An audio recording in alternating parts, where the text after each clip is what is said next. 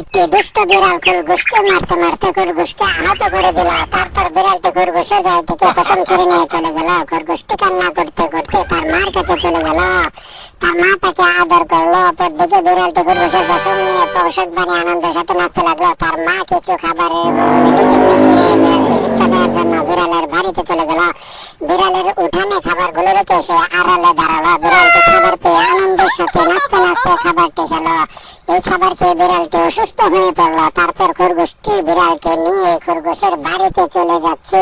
বাড়িতে যাওয়ার পর বিড়ালটিকে একটি বড় গাছে বেঁধে খরগোশটি বিড়ালটিকে মারধর করছে। তারপর খরগোশ বিড়ালের সকল পশম ছিঁড়ে নিয়ে খরগোশটি বিড়ালের পশম দিয়ে পোশাক বানাচ্ছে।